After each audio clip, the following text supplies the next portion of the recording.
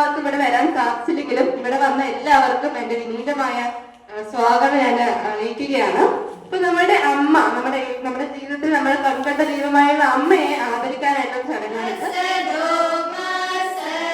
നമ്മുടെ അമ്മമാരെ മനസ്സിൽ വിചാരിച്ചുകൊണ്ട് തന്നെ ഈ ഒരു ദിവസം അവർക്ക് വേണ്ടി നമ്മൾ മാറ്റിവെച്ച് അവരുടെ ത്യാഗത്തിന് മുന്നിൽ, അവരുടെ സ്നേഹത്തിന് മുന്നിൽ നമ്മള് നമ്മുടെ സ്നേഹവും നമ്മുടെ ബഹുമാനവും നമ്മുടെ ആദരവും നമ്മുടെ കടപ്പാടും ഒക്കെ അർപ്പിക്കുന്ന ഒരു ദിനമാണ് ഇന്ന് എന്ന് പറയുന്നത്.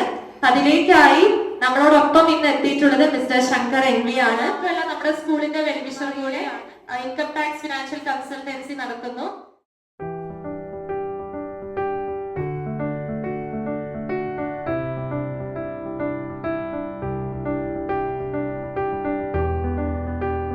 വിഭിന്നമായിട്ട് നമ്മൾക്ക് നമ്മുടെ മക്കൾക്ക് എന്ത് നൽകുവാൻ വേണ്ടി സാധിക്കും എന്നതിനെ വളരെ ഗൗരവപൂർവ്വം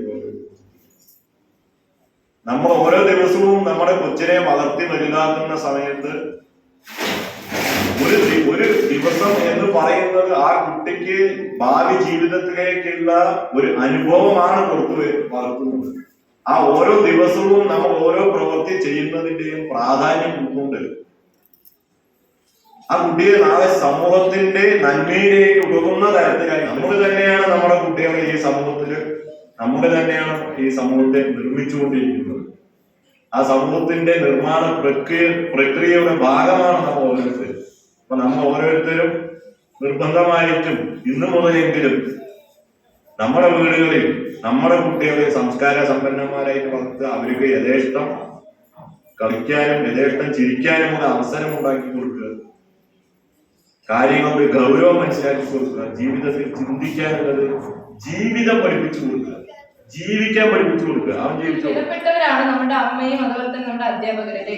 നമ്മുടെ ജീവിതത്തിൽ എത്ര ഉയരങ്ങൾ എത്തിയാലും നമ്മൾ ഒരിക്കലും മറക്കാൻ പാടാത്ത ഒന്ന് തന്നെയാണ് നമ്മുടെ അമ്മമാരെയും അധ്യാപകരെയും. നമുക്ക് നമ്മുടെ ലൈഫിലൊക്കെ ഒരുപാട് സക്സസ് നേടിയേക്കാം. എല്ലാത്തിനും പിന്നിലുള്ള പ്രധാനപ്പെട്ട കാരണം അമ്മയും അധ്യാപകരുമാണെന്നുള്ള ചിന്ത നമുക്ക് എപ്പോഴും ഉണ്ടാക്കിയെടുക്കണം. പിന്നെ സാറ് പറഞ്ഞ പോലെ തന്നെ നമ്മുടെ ലൈഫിൽ നമുക്ക് ഏറ്റവും കൂടുതൽ നമ്മൾ കടപ്പെട്ടിരിക്കുന്ന അമ്മമാരാണ്. അതുകൊണ്ട് നമുക്ക് വൃദ്ധസദനം ഇപ്പൊ ഏറ്റവും കൂടുതൽ ഏറെ വരുന്ന ഒരു സംവിധാനമാണ് വൃദ്ധസദനം. അനാഥാലയങ്ങളെക്കാളും ഏറ്റവും കൂടി വരുന്ന ഒന്നാണ് വൃദ്ധസദനം.